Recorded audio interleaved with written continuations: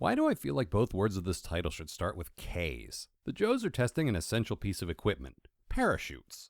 Well, for once, that's actually not Oh, the dog has a parachute as well. Well, just over a minute after the credits and we've already gone off the rails. Naturally, the Joes can't go trying out something like a dog parachute without getting the attention of Cobra.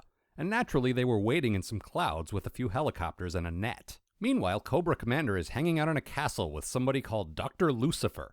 He's a scientist. We know this because Cobra Commander actually addresses him as Scientist, who has created my high-frequency weapon.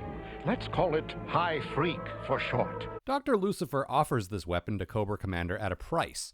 First, Cobra must free his imprisoned lady love, Professor Attila, so that, presumably, they can get frequency-y all night long. Or freaky for short.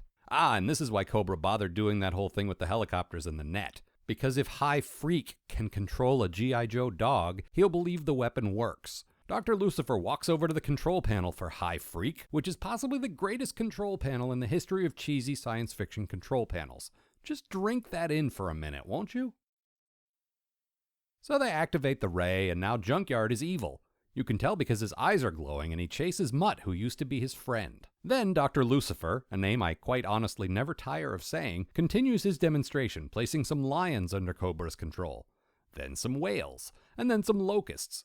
Some humans in hard hats who are clearly lost and think this is an episode of Transformers are terrorized by the lions. The whales take an oil tanker, and the locusts clog up the Joes' engines, forcing them to do some unplanned parachute testing.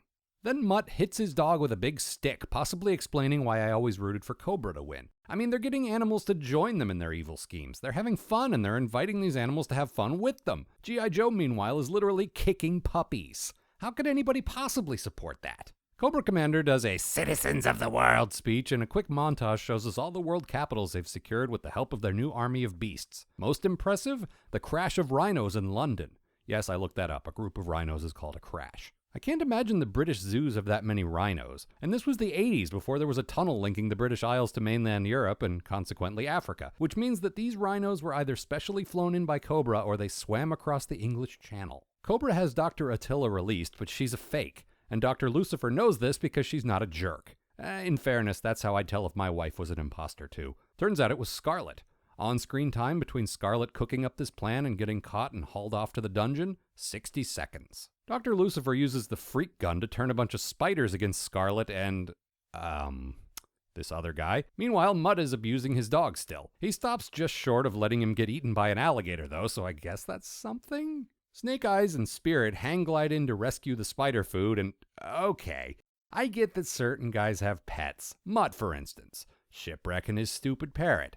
And these two, with their wolf and their eagle. It's one of those ridiculous things that I've just come to accept from this show. Except Cobra has a weapon that can turn animals against people, and it's right inside that castle you're trying to infiltrate. But, oh, I see. The animals are pretending they're evil to get their masters into the castle, which they do because Spirit asks them to, using his magic animal-talking powers? Then the Joes invade and blow up the freak machine, and all the animals go back to normal. Somehow Junkyard forgives Mutt despite all the beating. But what I want to know is, how the hell did those rhinos get back home?